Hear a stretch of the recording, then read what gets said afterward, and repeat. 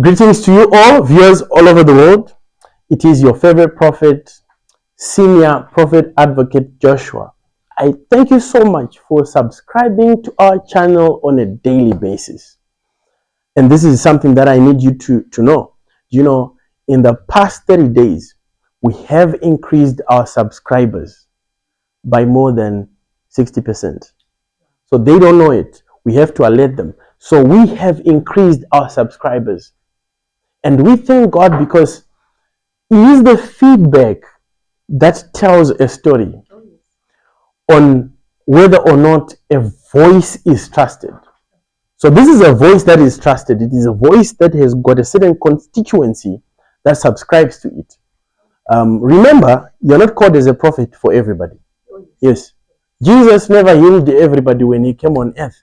And neither did Jesus become acceptable to all of them. This is the reason why you have got in the Bible, you have the church of John was never closed because of the presence of Jesus. So this was a congregation that remained standing. So Ezekiel had his own constituency. You talk of Prophet John. You talk of Jesus himself as the Son and as the Father. You also talk of Prophet Elijah. There are people who also doubted Elijah. And you read in the Bible that even Elisha himself, there are individuals, young kids, who saw him with a bowed head, laughed at a prophet. That doesn't mean that their fathers also did not laugh at Elijah. And thinking of a little kid, how would they think that Elijah has got a bowed head of their own volition? It means the parents. You see, my eldest child, Chloe, yesterday was talking about cars. So she says to her mother, I love 5 cars. And so the mother says, which cars? So she says, I love a GD6. And then she says, I love a 4MATIC Camel. And then she says, I love a Mini Cooper. And then she says, I love a Range Rover. And then she says also, I love an E-Class, Mercedes. So I'm like to the mother, this child can only identify what is in her father. So she can only identify cars that she is related with. She can't be talking of a Rolls Royce. I own none. I've never owned one. So she can only talk of cars she has seen in a yard. So the revelation is when you see these kids laughing at Elisha. So they said, okay, look here, there's a bowed man. The man with a bowed head. And they began to laugh. This is what the Bible says. The Bible doesn't tell us why they had to say so. It means the parents had a bearing on their children and what they said. You see? So in the time of Elisha, we also have adults who never believed in his ministry. And that is true. You see, it's not everybody who's going to go and buy in OK shop. Some people just prefer Spa for one reason or the other. Some people just prefer Bon Marché for one reason or the other. Just because people want to buy in a shop, it doesn't make you fake. So now you see people haggling over churches. My church is the correct one. I went to Shishawani the other time, and one of my in-laws says, oh, please come and join our church. It is the church of the truth. I'm like, church of the truth? So which ones are fake now? So you find that there's this haggling. Now, I told people, and this became very controversial. People were talking about me, criticizing me. I said, God himself does not attend a church. God himself is not even a Christian. I mean, if you are a pastor, come up with your own doctrine. But this is not doctrine now. I'm telling you about the fact. These churches, the origins of the church is at Antioch. This is Acts chapter number 2. Before that, we hear of Abraham. And Abraham is reported to be in Abraham's bosom. Where? In heaven. So it doesn't mean you have to be a Christian to enter. You didn't hear me here. So you don't need to be a Christian to enter heaven. This is controversial. And we have pastors, preachers. If you are a pastor, I challenge you to this doctrinal theological debate. God really ain't about our church buildings. This is the reason why you see that even in the book of Acts, The miracles that God did were on the streets, most of them. I told people about blind Bartimaeus. You hear people, churches preaching amiss about that story. But one thing that churches are not finding is the miracle of Bartimaeus happened at the gate of Beautiful. It was never in the church.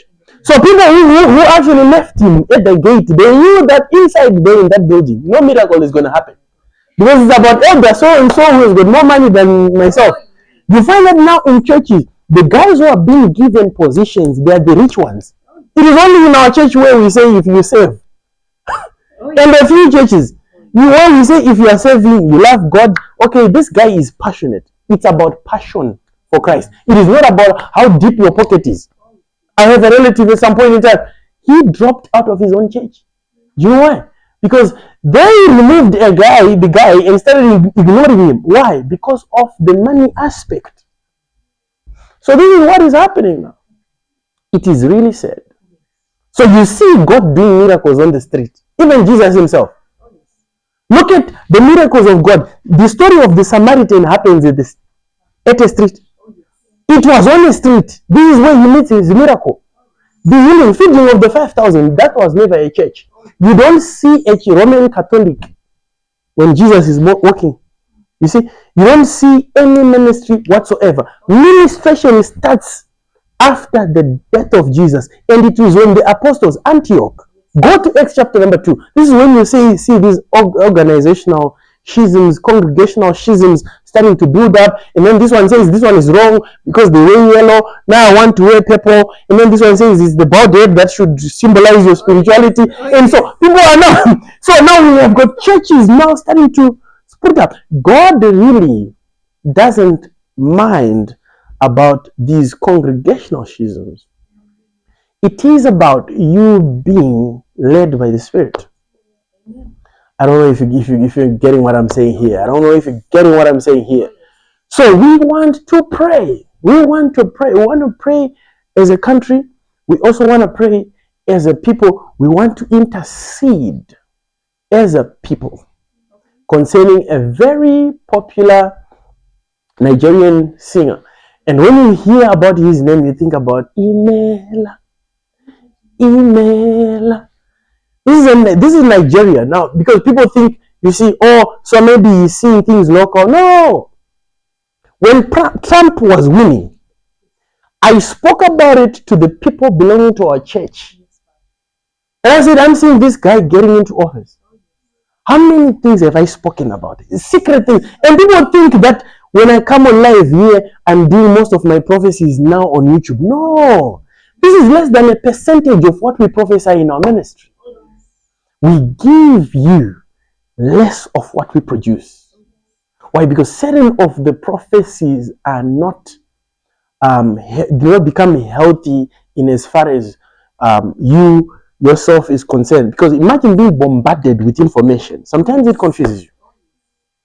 So now I'm talking about Nigeria because this is urgent. You need to pray for NATHANIEL Bassey. You need to intercede for NATHANIEL Bassey. He's a man who has influenced so many people. I love his songs.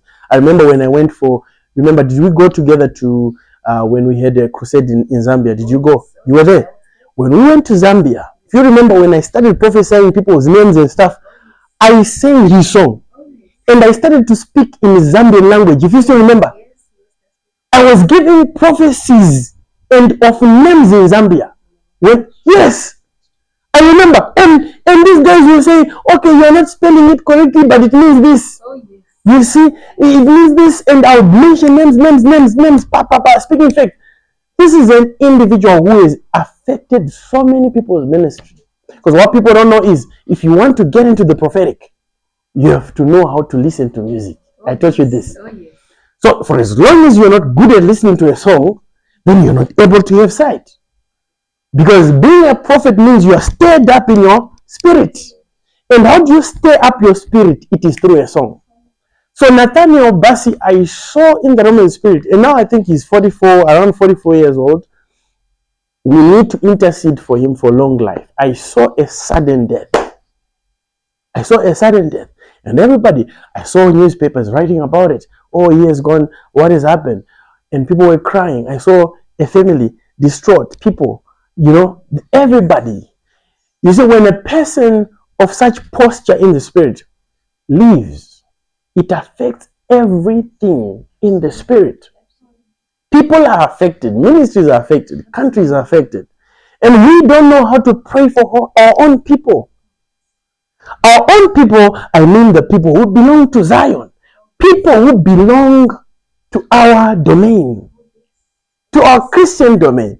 We want to pray for politicians every day. Oh, pray for politicians, so and so. So and so. Pray for politicians, so and so. Pray for this minister, that one. And these are ministers who will not think about the church. Some of them. Some of the government officials will not think about the church.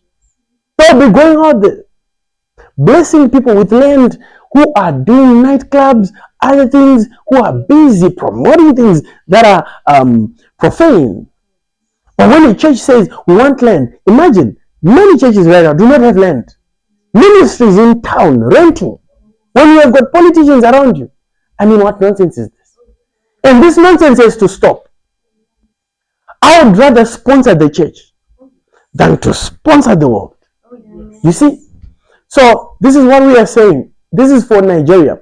Nigeria, pray and intercede for this man. Because the time is now. And the clock is ticking. Don't say I didn't say this. Don't say I didn't say this. You see, when I spoke about Jinimbi the last time, everybody was like, he wants his money, he wants his Rolls Royce. Because I posted about it. So I'm like, I'm seeing you leaving. Is it in 3 weeks? In 4 weeks? And now it was on the 10th of October. I'm giving the prophecy and I'm uploading just as we are doing now. And everybody, you see social media attacking me. Oh, this guy wants money from this guy. And now, the day he died, within a month of the prophecy, everybody is now calling. I want to give you 1,000. Now I want to give you 500. Trust me, when Jinimbi prophecy happened, go and ask your mother. I was going to World Remit to collect at least $500 every day for a good 2 months. Every day I was at World Remit. I remember World Remit ended up telling me, say, what do you do? And I'm like, I'm a prophet of the Most High God. But why do people have to wait for things to happen? Imagine if you know. Because now, people know. If you watch now, if you upload this, it's going to have maybe 10,000 views within 2 days, trust me. Because they are now saying, oh, this guy, you have a reference point of what he said. He said, Remember, even when the president became president, I prophesied about it. Before Robert Mugabe left office, I said, I'm seeing him being beaten by stones. You see? And so people now have a reference point. But when things of faith now, when things of faith are being spoken about, the thing that should characterize everything there is that you don't need to first have seen evidence. Because faith is the substance of things hoped for. These are things which do not have the unseen. Yes. So if you believe me because you now know what I have done, you have a problem. You should believe by faith. You should believe before. So this is what I'm saying today. We need to pray. We need to intercede. We take examples. Sometimes we give examples and say this has happened there. But sometimes we don't need to give any. It is your duty as a Christian to know and believe that you see, let me pray, let me fast, let me also reach out to us. Reach out to us. We can give you nuggets. We can give you verses that you can use in your intercessions. You see? So we want to encourage you all, viewers, today to pray concerning what I have already delivered. So we love you here, and we pray that you reach out to us on the numbers that are showing on the screen. So God bless you. We are out.